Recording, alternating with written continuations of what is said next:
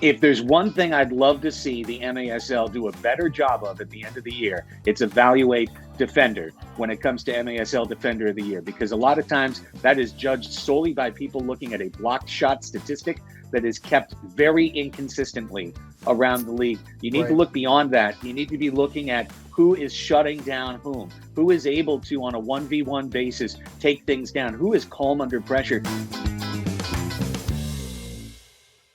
What's going on, everybody? This is MASL Monday. Alex Bastyovanszky here. We're going to get you caught up on everything that went down weekend games in the MASL, and I'm so happy to be joined today by my partner in crime, the play-by-play man for the San Diego Sockers, Craig Elsten. Craig, how's it going, man? It's great. Always a pleasure to hang with you, Alex. Always a pleasure to talk to the indoor soccer fans, and especially here on MASL Monday. I'm surprised that you have a voice left today, my friend. After, first of all, the World Cup final yesterday, I'm sure you were screaming at your TV set. And secondly, the incredible game that you guys had. We're going to start with that first. Of course, the San Diego game against Mesquite. You guys pulled it out 5-4, but man, back and forth affair the entire way. Exciting game. You're screaming your heart out on there. Just tell us about that game and what your thoughts were. I really thought it lived up to its billing. We looked at this one and said, here is a surprise match that you might circle and say, if the MASL was doing that kind of thing, here's the Western Conference match of the week, right? Here's 3-0 out of nowhere. Mesquite, stellar defense, Poyo Cortez in net, opportunistic, and then you've got the Sockers 2-0, and of course the reigning champs, and everyone wants to see them knocked off their perch. And I really thought the Outlaws came to play on Sunday night. I think they revealed a level of quality, organization, tempo. Tattoo really has this club going in the right direction. Sagu on the bench as well. And of course, Pablo out on the field, acting as a coach for the players on the floor. They surprised. And this match had intensity. It had excitement. It had a little bit of everything. Were you surprised by the Mesquite team, by what you saw, just how strong they were? I was, yeah. I mean, I'll be honest. When we did on Soccer's Overtime Tuesdays on Twitch at 5:00, go ahead and tune in. When we did our Western Conference preview, I looked at the Mesquite roster a couple weeks before the season began. I'm like, who are these guys? And then by the second quarter, Nate Abarea on our broadcast did the Butch Cassidy and the Sundance Kid guys, because they keep on coming, and that's what I really felt. But the one thing that's indisputable is that Poyo Cortez is a top 5 goalkeeper in this league, and particularly when it comes to shot stopping. He has quick hands. He's fearless. He makes saves. He made a one-handed right hand extended save on Escoto in the second quarter. That was at the start of a flurry, and it was almost like, did he really do that? You had to go back and look. So very, very impressed by Mesquite and the young guys. Whether it's Morales, whether it's Ortiz, they've got something to build upon. Yeah, and you guys had Cortez last year for a while as well. I mean, talk about you guys being absolutely loaded, but of course, Boris Pardo was your starter. How could you possibly do better, right? So, we have to talk about the sock toss, which was just a great thing. Tell everyone what the sock toss was, and of course, Childs got it going with the first goal of the game. Yeah, absolutely. Second time we've done it. Certainly won't be the last. One of the things that's the most needed for the unhoused community, of which we have, so many here in San Diego.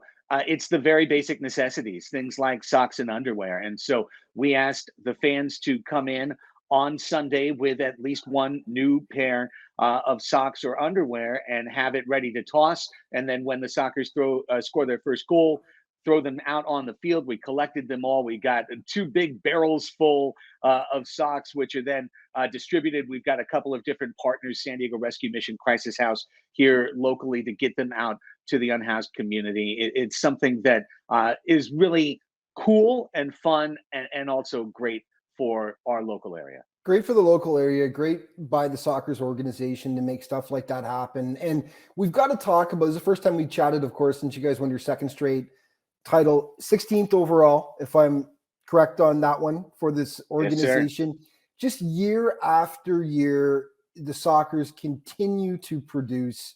What is it now? It's 44 straight games in regulation time that you guys have won. Correct? You haven't lost in 44 games now. In an absolutely insane streak. Why? Why does this organization continue to do as well as it does, Craig? Well, let me just scratch my head and.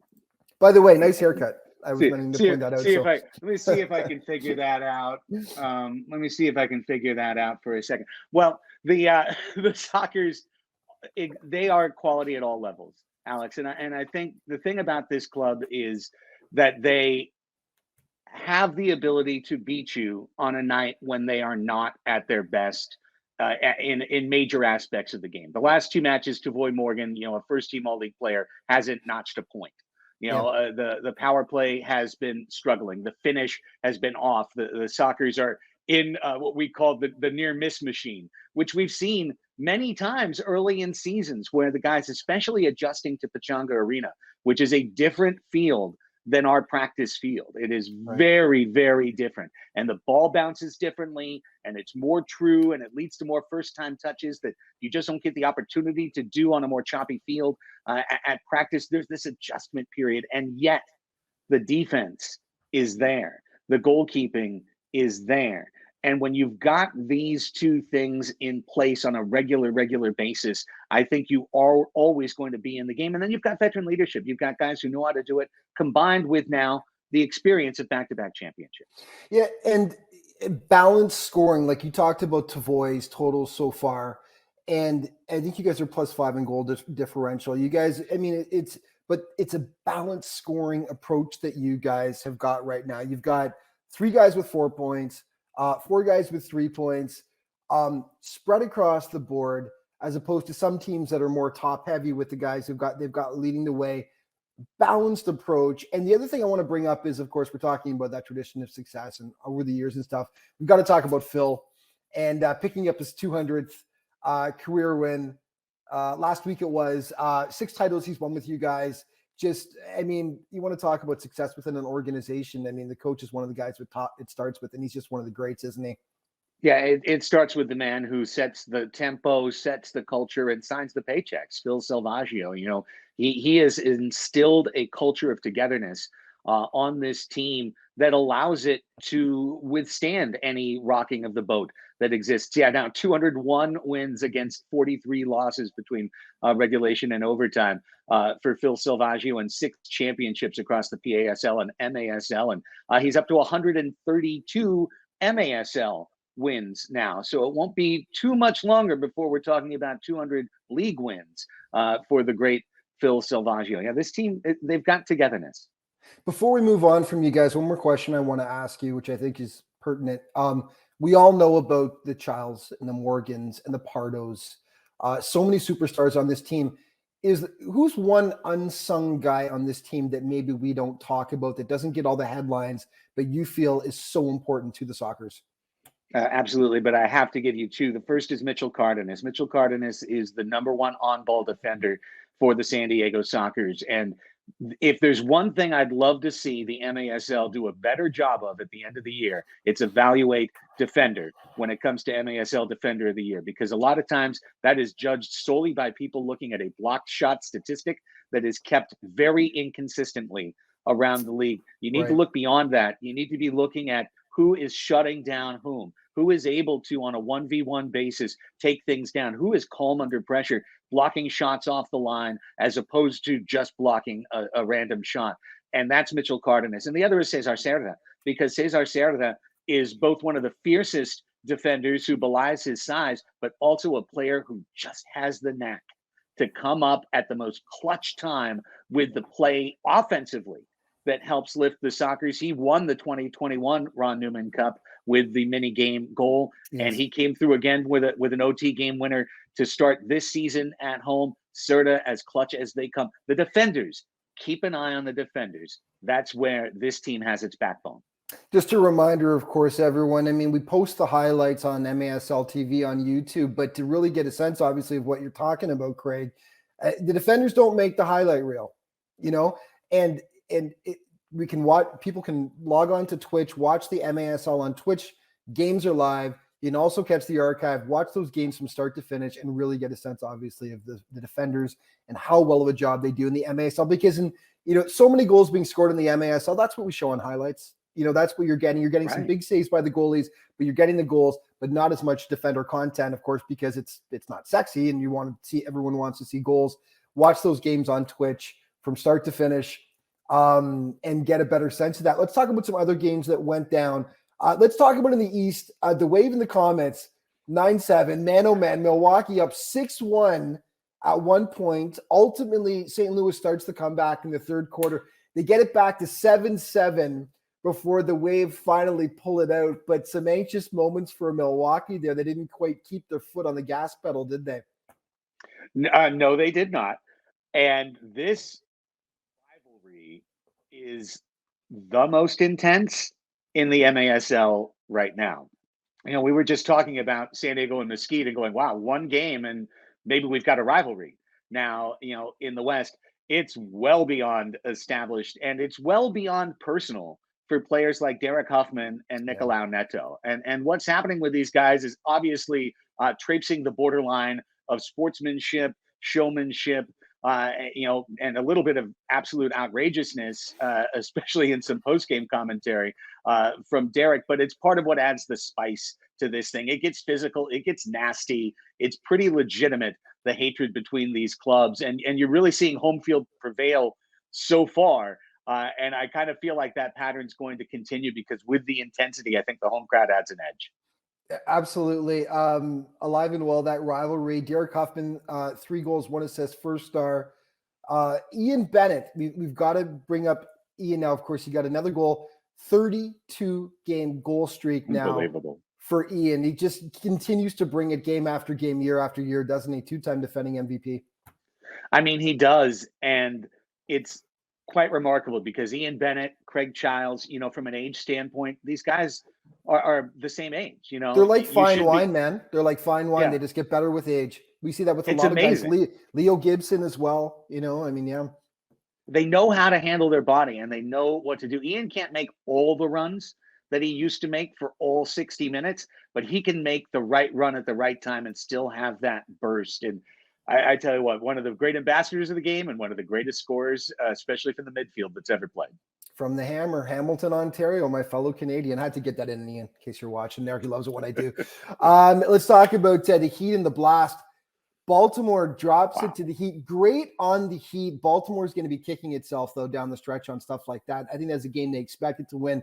But all credit to Harrisburg for coming through in that one. But no question, a bit of an upset. Well, definitely an upset. And, again, out here in the West, we've got kind of a big brother, little brother situation going with the Sockers and Empire, and where you see one team kind of big brother the other. And that's what's been happening with Baltimore and Harrisburg for a long time. They're not far down the road. They're about the same, hour 45 minutes, 2 hours apart. And usually it's Baltimore getting the better of Harrisburg. To see the Heat pull that out at home, it was great. It is definitely a match that the Blast are going to look back on with the ball going off and Zella's back off the boards. Oh, that was unreal. Yeah. And then, the fourth goal coming on we got to avoid too many men situation. Just even the fifth goal was a little bit regrettable. So I think Baltimore feels bad, but when you take the Blast out of that baby field at Sekou Arena, things change for them. It's always an adjustment. That fourth goal, when I first watched it, I was having a chuckle because it's comical to watch. The pass goes back to the boards. You got 2 guys standing there, can't touch the ball or else it's too many men. And Harrisburg's just like, oh, okay, stroll in, Hoxie pots the goal. But it was an unfortunate change at an unfortunate time, and that was consequential in a 1-goal game, wasn't it? It was an interesting play, but costly. It was everything. And it's one of those little moments. And the thing is, that's indoor. Indoor is a sport that will have all of this moment, all of this time of concentrated possession or focused attack, and then there'll just be this tiny moment. Someone's going to the bench, and someone else passes them the ball, thinking they're in the play, but their eyes are on the bench. They don't know what's going on, Yeah. And it was a moment like that. In that case, Baltimore recognizing it, and instead of taking a 6-man penalty, letting the ball hit the wall. Yeah. Thank you. But that's I'm the in. beauty of, Here's but that's the Hoxie. beauty of Here's a goal.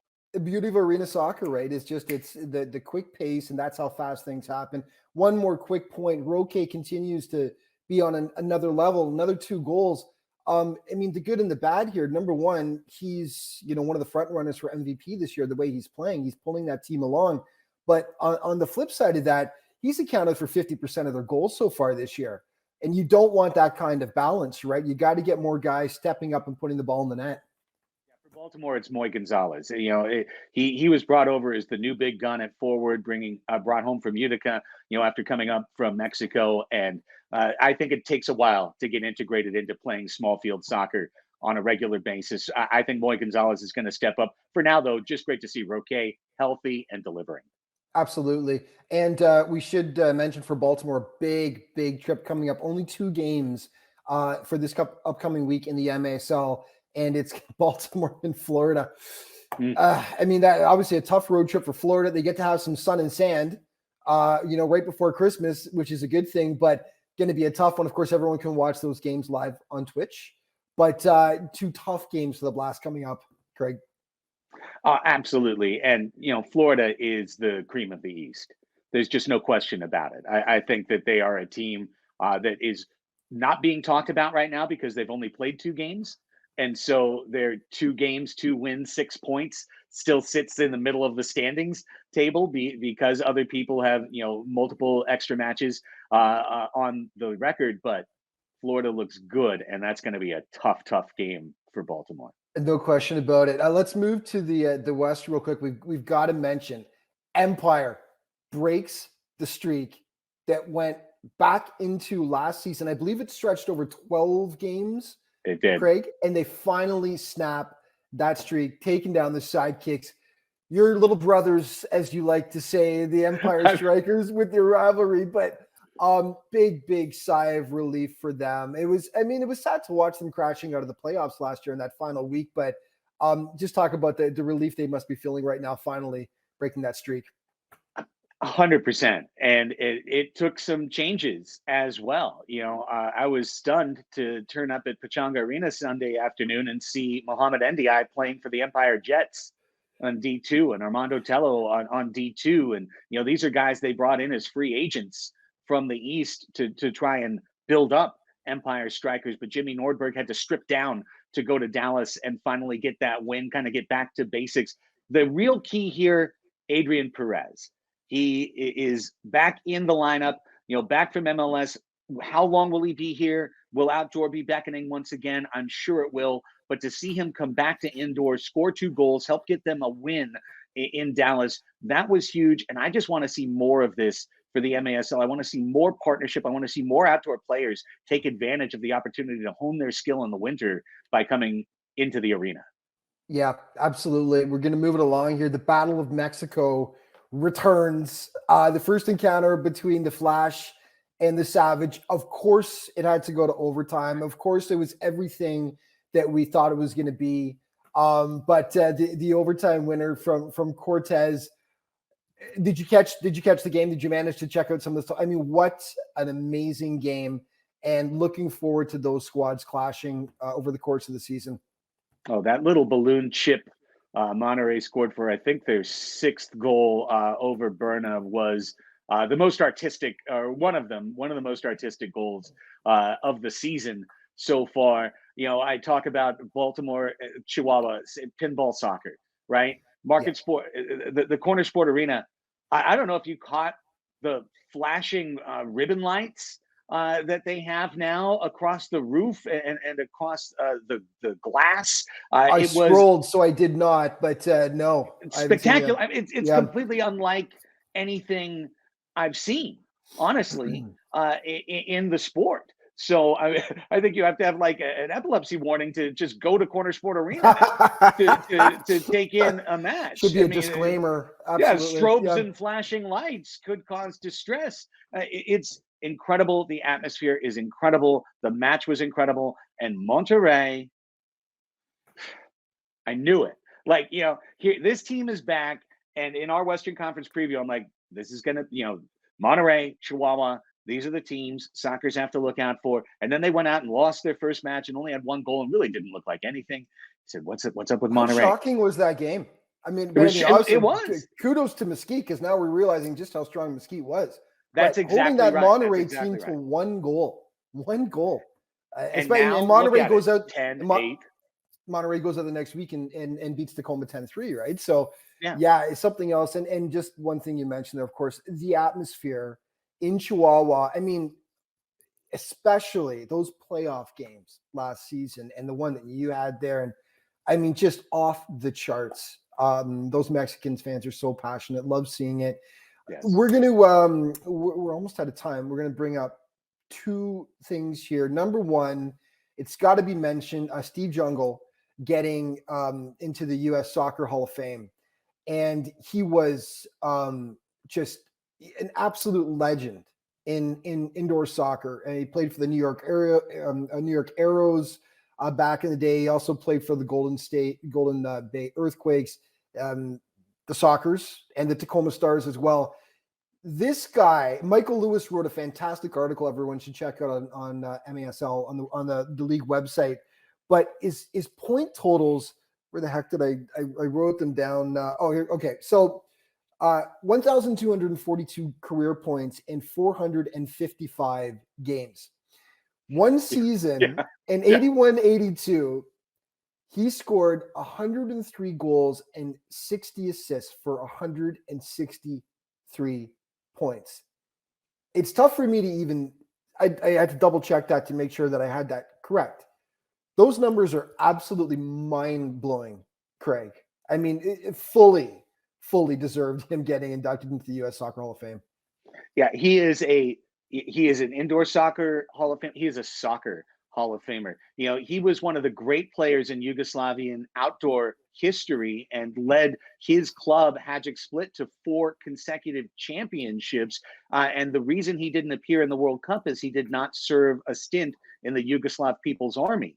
He defected quite acrimoniously to the United States to play for the New York Arrows, and it was one of the greatest scandals in Yugoslavian sports history, and that's what forced him indoors. He petitioned for years to play in the NASL, and when he finally did, he won NASL MVP outdoors the same year he won the scoring title indoors at Golden Bay Earthquakes. It is absolutely insane. At past 40, he was still an incredibly effective player at the end of his career for the Sockers. I've petitioned for a while for Zungul's number to be retired by the Sockers. And Brian Farber's worn it very well ever since, that number 7, but I think it should go in the rafters. And, Tacoma, anywhere he played, Golden Bay, well, they've retired themselves. But yeah, the whole league retired itself.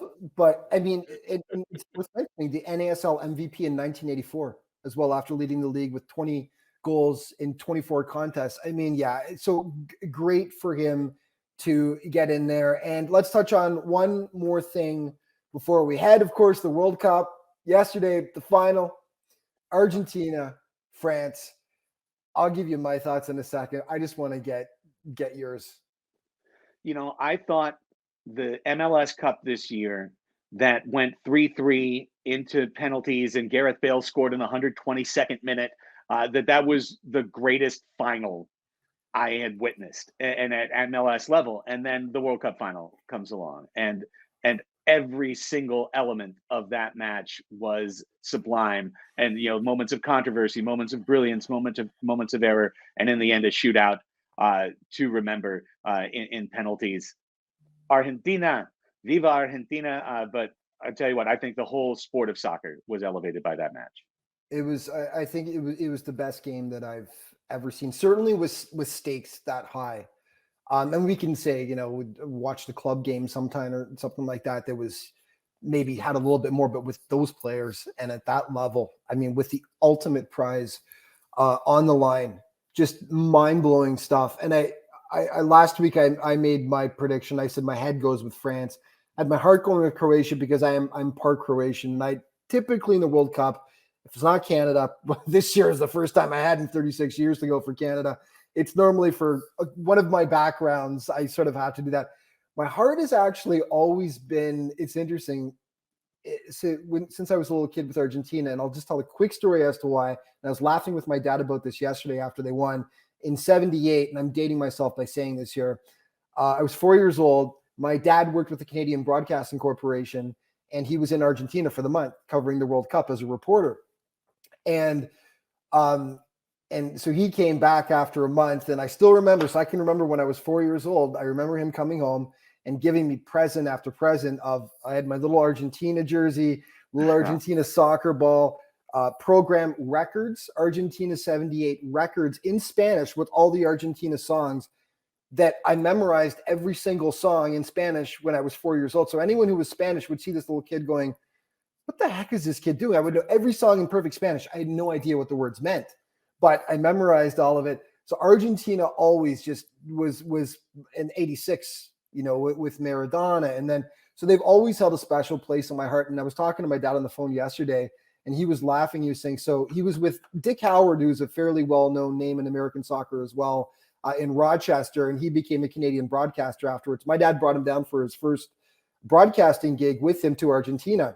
They filed their reports from a payphone. My dad had a stack of quarters or whatever it was back then, because they couldn't get back to the studio to file the report because the buses weren't running. Nothing was going on. Nobody could get anywhere because it was just millions and millions of people that partied for days there on the streets, as we're seeing right now, the celebration ongoing.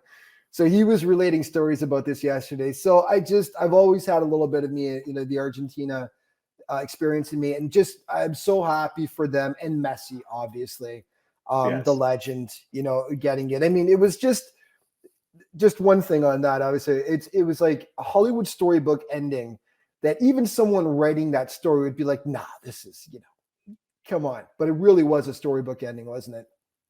It truly was. And I think, when history writes of this World Cup, there are some regrettable aspects of just how the venue was chosen and all the things that happened in between us. And saying that, I'm undersaying it.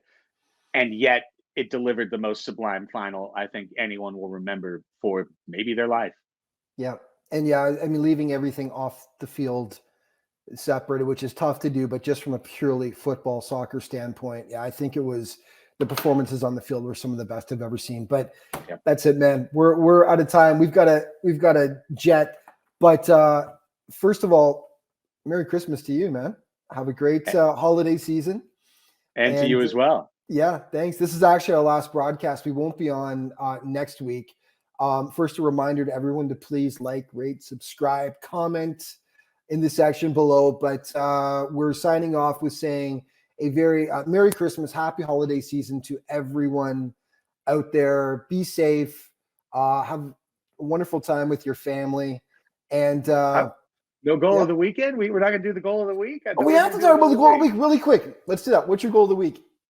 David Ortiz scoring turned out to be match winner, fourth goal against Empire from beyond midfield, taking advantage of Clayson DeLima off the line, curved it in like a slider from Zach Wheeler. Pretty impressive.